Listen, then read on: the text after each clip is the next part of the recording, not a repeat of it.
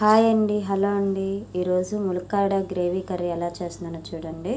ముందు మసాలా కోసం 1 స్పూన్ వేరుశనగ గుళ్ళు, 1 స్పూన్ ఎండు కొబ్బరి అవి బాగా ఫ్రై చేసి, 1 చెక్క, 2 లవంగం, 1 స్పూన్ ధనియాలు, 1 యాలక్కాయ వేసానండి. అవి వేగినాక 1 స్పూన్ గసగసాలు వేసానండి. అవి బాగా వేగాలి.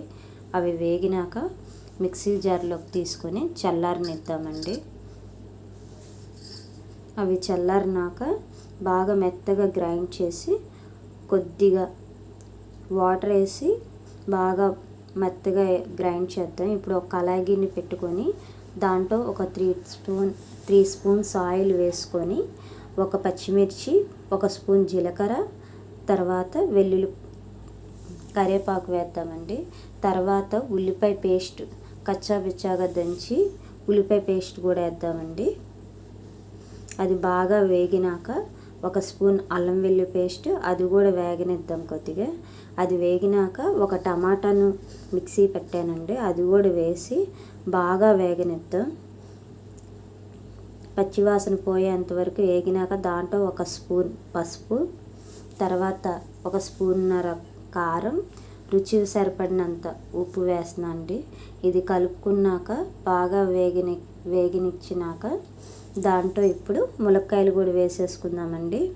ములక్కాయలు వేసినాక ఒక 5 మినిట్స్ అలా మగ్గనిద్దాం కొద్దిగా. 5 మినిట్స్ మూత పెట్టుకుందామండి. మూత పెట్టుకొని మగ్గినాక ఇప్పుడు దాంట్లో ఇంతగా పెట్టిన మసాలా గ్రేవీ కూడా వేసుకొని దాన్ని కొద్దిగా కలిపి ఒక 5 మినిట్స్ కొద్దిగా పచ్చివాసన పోయేంత వరకు వేగనిద్దాము. అది బాగా వేగినాక కొద్దిగా దానికి గ్రేవీకి సరిపడా వాటర్ వేస్తున్నానండి. నేను ఒక 150 ml వాటర్ వేసాను. వేసి ఇది బాగా ఉడకనిద్దాం. మూత పెట్టేసుకుందాం. మళ్ళీ ఉడికిందో లేదో చూద్దామండి. ఇప్పుడు గ్రేవీ దగ్గరికి పడింది, ఆల్మోస్ట్ అయిపోయినట్టే. కొద్దిగా మగ్గినాక స్టవ్ ఆఫ్ చేసేసుకుందాం. ఇప్పుడు మా ఛానల్ ఎవరైనా చూడాలంటే లైక్, షేర్ అండ్ సబ్స్క్రైబ్ చేసుకోండి.